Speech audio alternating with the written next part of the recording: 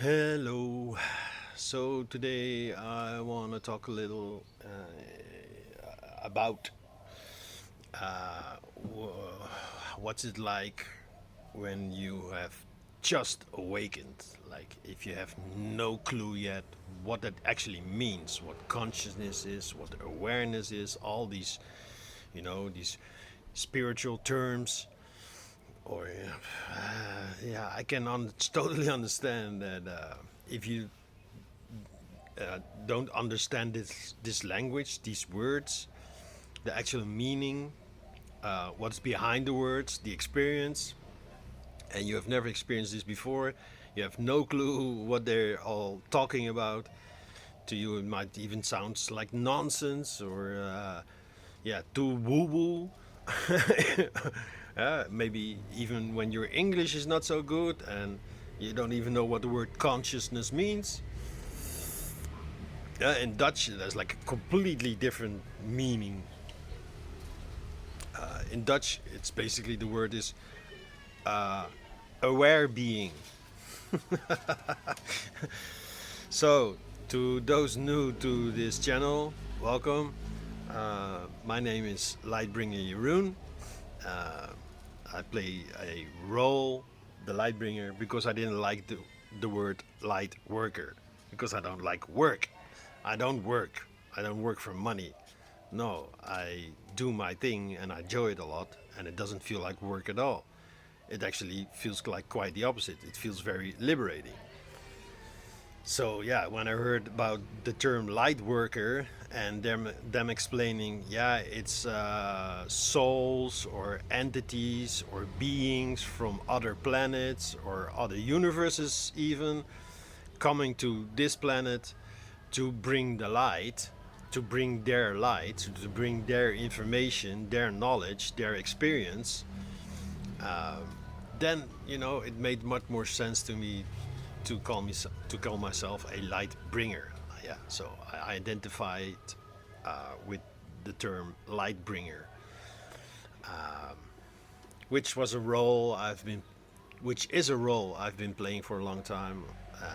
But I am aware that it's just a role. Like when you're a musician, you're not just a musician. When you are a nurse or an office worker, you're not just an office worker. No, it's just a role you're playing. It's a job. But again, I don't like jobs and work, so I like the term role playing. We're just role playing, you know. I just talk about my life, what I experience, how I experience reality as it appears to me. This morning, I was sitting here preparing yesterday's video, which I'm gonna publish today. But yeah, when you see this video, it will be yesterday. Funny, eh? Time. And there was a young man, 35, I think, sitting over there, drinking his coffee, and then he was walking around, looking in the garden because, let me show you for once. So, this is the Akamana garden. He was sitting over there, and he was looking at the flowers hanging over here, and there was a huge bee. The bees here are like this big, maybe even bigger sometimes, black, or like a little small airplane. It's really such a beautiful place. Usually I sit over there, but yeah, the roof was a little bit leaking, and I didn't want to enter my computer. I don't want to mess up my computer. Yeah, so my office, and we started talking. He is from Quebec, French Canadian. He had to ask several times, "What are you saying?" Because my English, I speak a little bit I have somewhat of an accent. Yeah, some say European, some even clearly hear that I'm Dutch. And yeah, I clearly heard he was French, but yeah, not French from France, but French Canadian. And we had a talk about him. Well, first he was interested in my story, but I was also interested in his story. And he told me he quit his job in December. The irony, he broke up with his girlfriend. And now he's here, traveling alone. He's selling his house, uh, which he shared with his ex. So basically, he is home free. You know, he, from the money he gets from the house, he probably doesn't have to work for years. And maybe he will find a way, like so many of us. He will never have to work for a boss again, for a company, someone paying his bills. No, you know, it feels so good to be your own boss, to provide for yourself, and you don't have to, go to work every day because you don't have to. Really, you don't have to. No one has to. But yeah, this fear narrative of, yeah, you need money, you have to bring bread on the table. Well, that might be true, but you can also just, manifest bread on your table.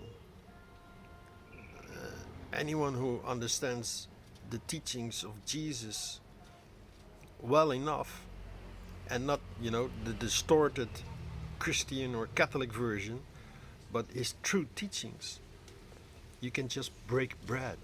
And break bread means nothing more than sharing. If instead of you work for money and then use this money to exchange your effort for the effort of someone else baking you a bread, I completely understand why they created the money system, why they invented the money system. I would say they injected it. There's even been done a deep study of the bartering system because in school, in books, in movies, we are told that we started with bartering. Like, listen, I have a duck, I have many ducks, but I love to eat pork sometimes. Can I exchange my duck for your pork? And the guy looking at his pork and he says, yeah, but my pork is like 5 times or 10 times or maybe even 20 times the size of your duck. So give me 5, 10, or 20 ducks. That never happened.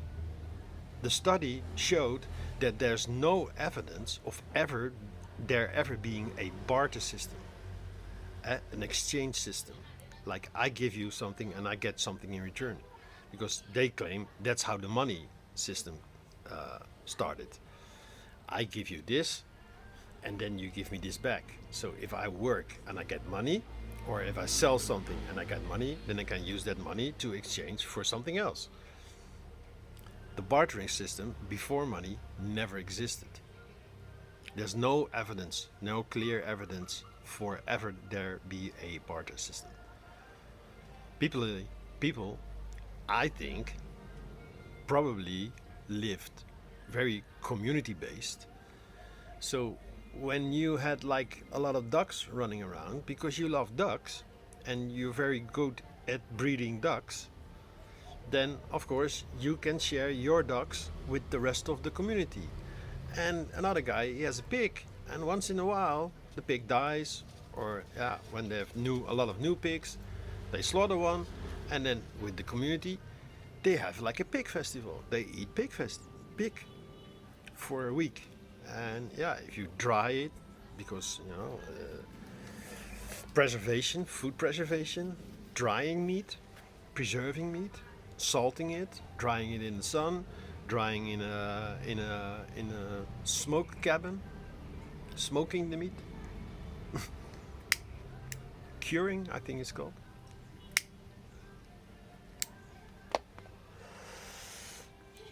I'm pretty sure we used to live community based, no bartering, no money, just, we share all together. Whatever we have, we share freely. No bothering about, yeah, you never do anything. You're so lazy. Everybody just chipped in, everybody just did their thing.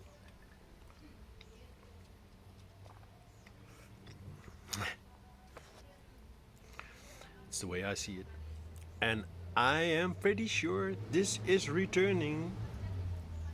It's already been used in many like eco-based communities or what they call off-grid. Okay, back to subject.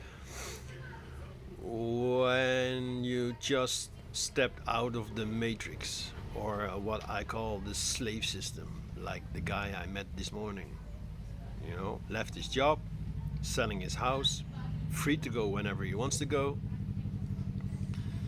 But then what? Yeah. And he was in Canggu before, and he was in Kuta, and no Uluwatu, Uluwatu. This places in the south of Bali, and they're more touristy. And here, up north in Ubud, there's a lot more culture. Down south it's basically the West.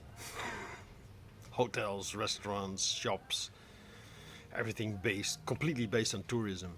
Here, of course, as well. But here, the tourism is about their traditions, their culture, their Hindu culture. Lots of temples, people living the way they used to live. Still some rice fields. The further up north you go, the more original rice fields you see. Sometimes I make a joke about it. If you go on booking.com and they promote a hotel room or a villa and it says rice field view. So this is the rice field and they build a hotel here with rice field view. And then they take away a part of the rice field and build another hotel with rice field view, right? And then they build another hotel with rice field view, and pretty soon there will be like hotels all around, so you're basically looking from the hotel to the hotel, but in the middle there's a rice field, so you have rice field view.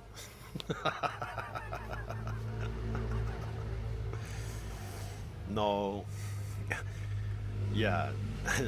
The rice fields are disappearing, but the Indonesian government and especially the Balinese government, they say we need to preserve the rice fields. So actually, when you sell your rice field to a foreign investor, you can get punished for it.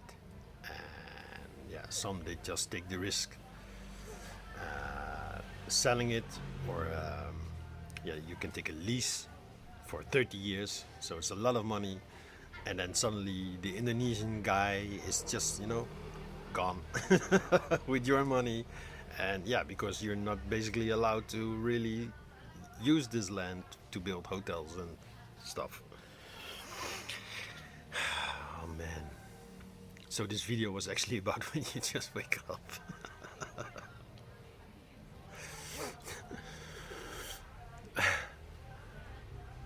I was looking at him and he asked me about my channel, so I looked it up on his phone. He said, yeah, we had a little talk about what it is, consciousness and all these things, and about exit the matrix, and he said, thank you so much for sharing this. I even told him, like, listen, you were born in the year of the horse, this is the year of the horse, this is like perfect timing, you you made like the best decision, but he could also feel like his old life was. He showed it like this.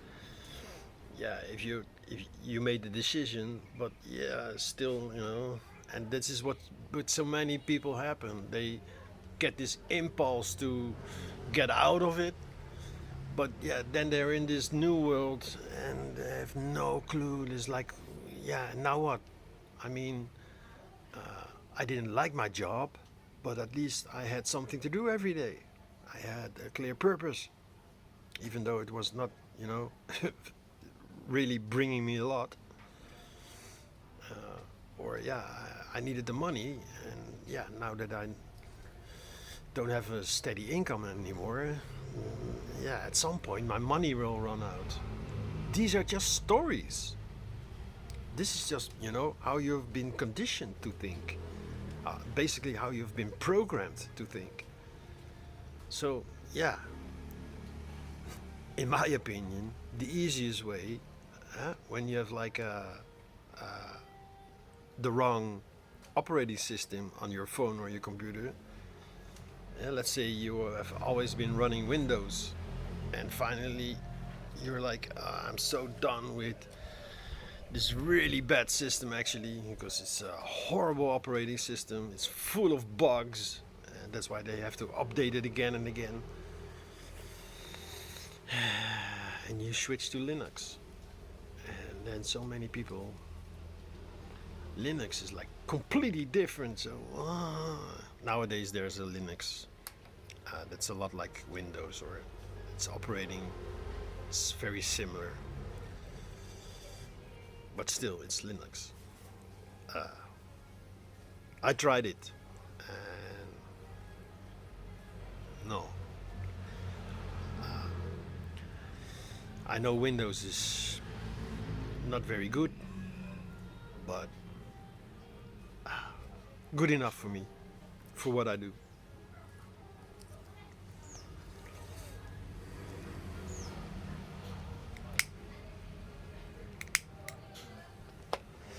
So a couple of videos back, I talked about the shift, the huge shift I noticed in the collective, how we tipped the scale. Funny enough, the guy I met is a Libra.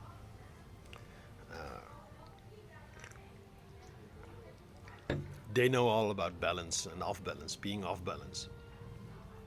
So he has to rebalance himself, find a way to, you know, no. So we tipped the scale, huge shift. I've I lost my train of thought. I was going somewhere with this. It doesn't really matter. A few videos back, I was talking about how we made this huge shift, and I can clearly sense it. So many people waking up. That's what I wanted to say. So it felt like my work is done. My work as Lightbringer, my work as, way shower, showing you the way. It felt like I'm done. Not that it's finished, but enough have awakened, is how I describe it. Enough have awakened in the collective, so now it's up to them. But yeah, I still feel they need guidance. So yeah, if you know someone like this, please point them to the Reality Check collection. It could be very helpful, to get them out of the identification, to really understand, listen, you are not thinking, because if you were the one thinking, you could stop it. You're not the one feeling, because, and he said, yeah, it's hard, it's difficult. And I see people trying it, through meditation, trying to quiet the mind. But you don't have to quiet the mind if you realize you are not the mind. As soon as you realize you are not the thinking, you are not the feeling, you are not your body, you are not your person, you are not all these sensations you have. You are not the camera, you are the cameraman looking through the camera. So here's the camera, here's your person and everything, and you are the one. Ah, yeah, I see you. But who am I really? Then you get to know your real self, not the assumed self, the programmed self, the conditioned self, the false self. No. And it's not about understanding. You can feel it or you know it somehow. And things will become difficult at first, maybe, because it's new, it's different, there's not a lot of people around you. But as soon as you start talking about it with other people, you start noticing I am not the only one. There is many of us. Maybe in not your, maybe you think not in your area because you're living in like a city. Everywhere in the world, people are waking up. So, start a conversation. Talk about it. Maybe we should all start wearing red T-shirts.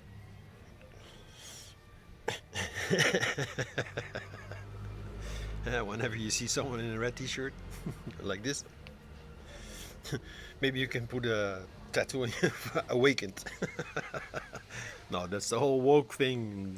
No, it's just pretending to be aware. Okay, I think it's enough for today. Me swaying all over the place, but yeah, just wanted to share this with you. Yeah, like I promised, I will put a one collection here and one collection here, and have fun with it. See ya.